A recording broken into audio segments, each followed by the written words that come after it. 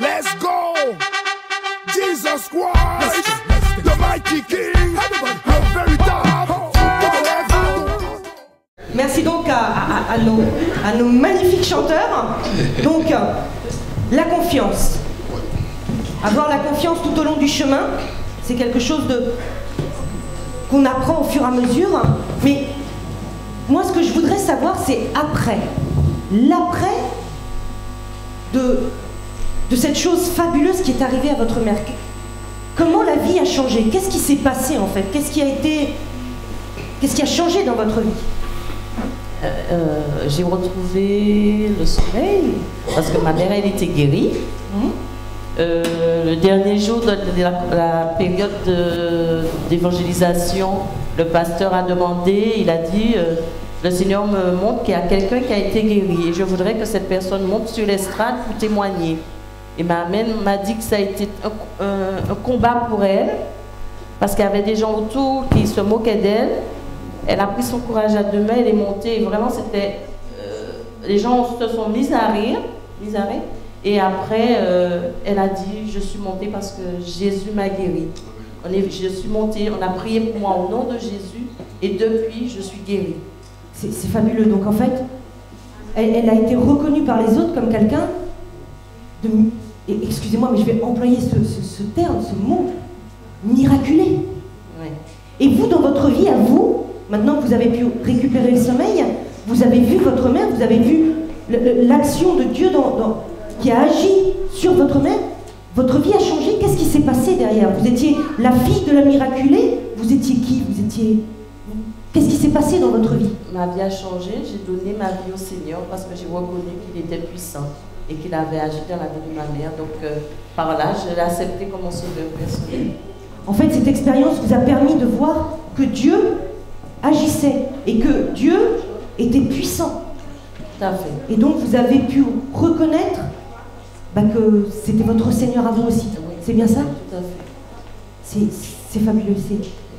Et vous, David, dans votre vie, qu'est-ce qui a pu changer ensuite par la suite, une fois que vous êtes sorti de l'hôpital, que vous étiez guéri? Donc il n'y a plus rien vous n'aviez plus besoin de rien. Plus besoin de... Donc qu'est-ce qui s'est passé dans votre vie?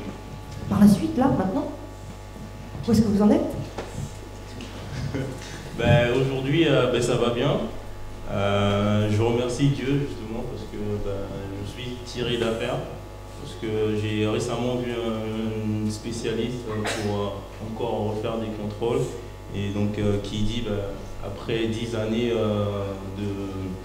après 10 ans après un lésion de Burkitt, tout va bien, il n'y a pas de souci à se faire.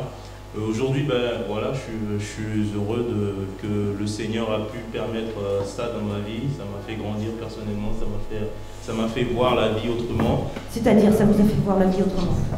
Aujourd'hui, il y a des circonstances, il y a des problèmes qui arrivent.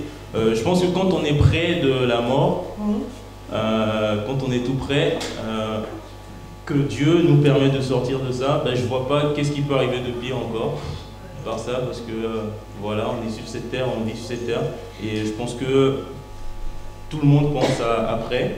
Donc moi j'avais 14 ans et je vous avoue que voilà, malgré la paix qu'on peut avoir en Dieu, on est dans des circonstances qui vous montrent d'autres enfants comme vous, qui montrent, on est dans l'hôpital pendant 6 mois.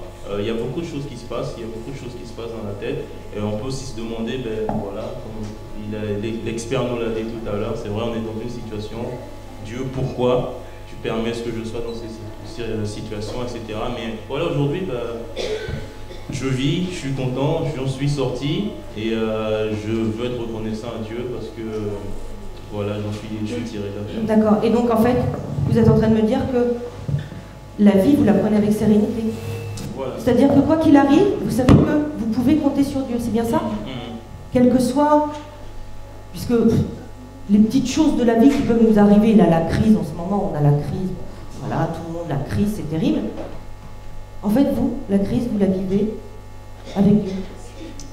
Confiance, c'est ça? Oui, c'est ça, c'est ça. Avec une paix totale. Donc, en fait, monsieur l'expert, donc, est-ce que ça veut dire que les gens qui ont été qui ont été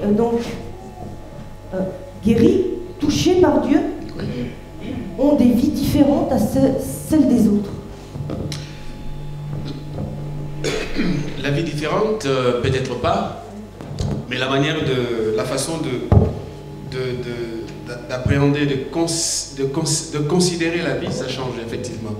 Parce qu'avant, tant qu'on est peut-être épargné, on n'a pas été aux prises, on n'a pas lutté avec la souffrance face à face, on a de Dieu une connaissance un peu éloignée. Mais quelqu'un qui est passé effectivement par des expériences douloureuses, sait de quoi il parle. Et quand il parle, il est reconnaissant de ce que Dieu a fait dans sa vie personnellement. Cela ne dit pas que demain, il n'y aura pas de souffrances. Je me rappelle encore que le prophète Élie, lui qui a fait tant de guérisons, qui a ressuscité même des morts, c'est suite à une maladie qu'Élie est décédé.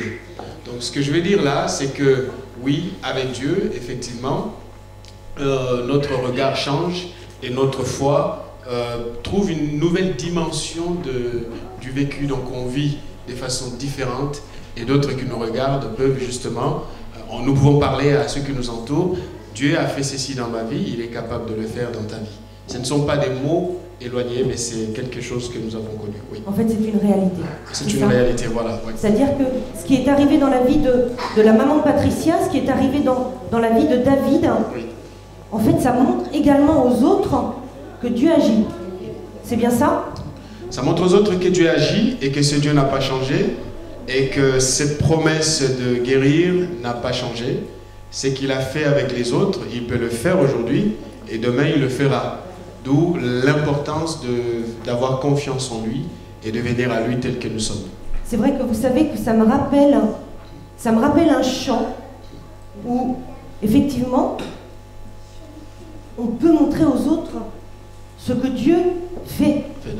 Alors je vais rappeler le groupe, s'il vous plaît. Et alors, let's go, Jesus Christ, the mighty King, a very dark.